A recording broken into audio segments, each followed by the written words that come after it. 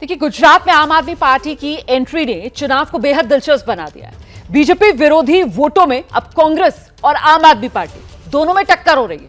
यही तो वजह है कि दोनों के बीच राजनीतिक बयानबाजी तेज हो गई है। ये दोनों ही पार्टियां, मतलब कांग्रेस और आम आदमी पार्टी, एक दूसरे में अब सेंधमारी करने में लगे हुए हैं और इसका सीधा फायदा बीजेपी को मिलता दिख रहा है।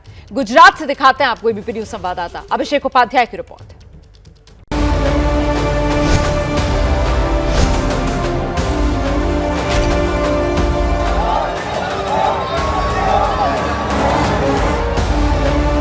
गुजरात में चुनाव प्रचार का दौर शुरू हो चुका है।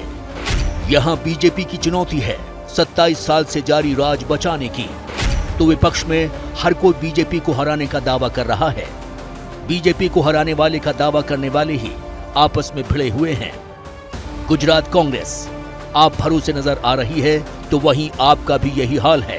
दोनों एक दूसरे में सेंधमारी कर रही हैं, एक दूसरे को तोड़कर बड़ा बनने की कोशिश जारी है। और इसी ने गुजरात चुनाव को और भी दिलचस्प बना दिया है। कैसे, ये बताता है इंद्रनील राजगुरु का केस।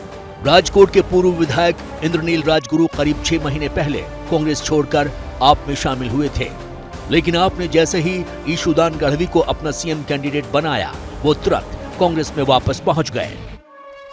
इंद्रनील राजगुरु ने 2012 में राजकोट से जीत दर्ज की थी। 2017 में विजय रूपाणी को टक्कर देकर नाम भी कमाया था।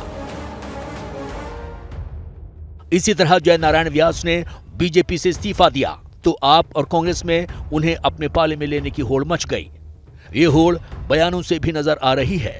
कांग्रेस का कार्यकर्ता भी, उसका भी मनोबल टूट चुका है। तो यार 27 साल से हार के इस बार झाड़ू वालों को ही जिता दो। कांग्रेस, उसके कार्यकर्ता, उसके लोग, उसका मनोबल खत्म हो चुका है। सीधा मुकाबला भारतीय जनता पार्टी और आम आदमी पार्टी के बीच में होगा। पार्टी के लोग आ सकते हैं, ऐसा इसलिए लगता है कि जैसे आपने कहा कि इंद्रनील राजगुरु बहुत घूमे, खर्चा वर्चा किया, पैसे वैसे खर्चे किए, पोस्टर होर्डिंग भी लगे, उनको आशा थी कि कुछ अच्छा होगा, पर देख लिया लड़ाई बीजेपी और कांग्रेस के बीच है। अभी धीरे धीरे बीजेपी डाउन हो रही है, कांग्रेस अब जा रही है। अब लड़ाई इस बात पर है, लड़ाई किसके बीच है? आप बनाम बीजेपी है या बीजेपी बनाम कांग्रेस है? यही वजह है कि आप और कांग्रेस एक दूसरे पर वार करने में कोई कसर नहीं छोड़ रही।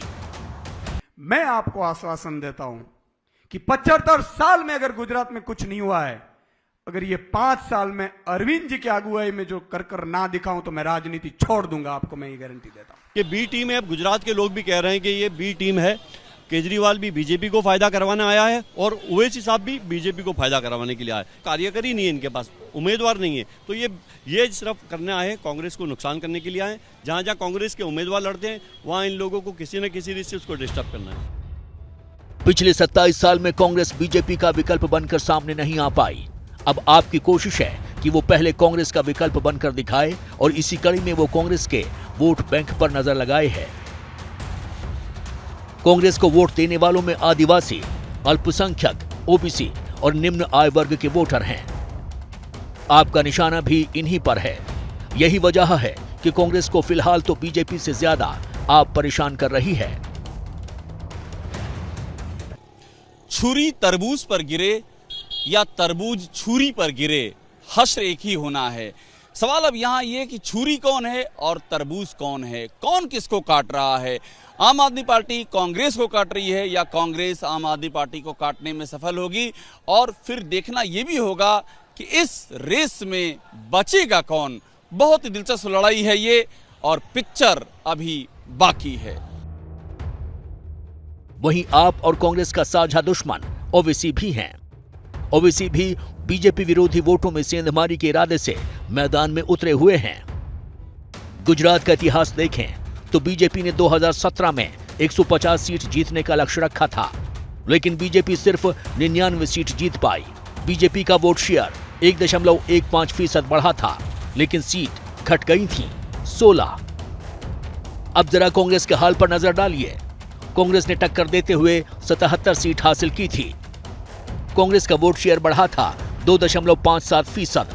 कांग्रेस की सीट बढ़ी थी 16। यानी सीधे मुकाबले में बीजेपी को नुकसान हुआ था इस बार आप और ओवैसी के उतरने से बीजेपी विरोधी वोट बंटने की संभावना है। इस बार गुजरात की 182 विधानसभा सीटों पर 2 चरणों में मतदान होगा। गुजरात चुनाव के लिए पहले चरण का मतदान 1 दिसंबर और दूसरे चरण की वोटिंग 5 दिसंबर को होगी। इस चुनाव के नतीजे 8 तारीख को जारी किए जाएंगे। राज्य में 4.9 करोड़ से अधिक लोग वोट डालेंगे। जो पुरानी हिंदी फिल्मों के शौकीन होंगे उन्होंने मुकेश का गाया ये गाना जरूर सुना होगा, तुम्हारी भी जय जय हमारी भी जय जय। अब बात को यूं समझिए कि अगर ये परसेप्शन बना कि कांग्रेस से टूट करके लोग आम आदमी पार्टी में आ रहे हैं तो आम आदमी पार्टी की जय जय होगी, और अगर इसका उल्टा परसेप्शन बना तो कांग्रेस की जय जय होगी। तो ये लड़ाई बहुत हद तक परसेप्शन की भी है, और अंततः जय जय किसकी होगी ये तो जनता जनार्दन ही तय करेगी। कैमरा वरुण के साथ अभिषेक उपाध्याय, एबीपी न्यूज, अहमदाबाद। जैसे ही घड़ी का काटा दोपहर 2:30 पे आए, बबीता जी का दिल सास बहू साजिश के लिए मचल जाए। और ये है इनकी बहू, पूरे दिन ऑफिस की टेंशन हो जाए गॉन जब ये करें अपना फेवरेट शो फ्री टाइम पे ऑन। इनकी तरह आप भी देखिए अपना फेवरेट शो अपने टाइम पर और डाउनलोड कीजिए एबीपी लाइव ऐप अपने स्मार्ट टीवी पर।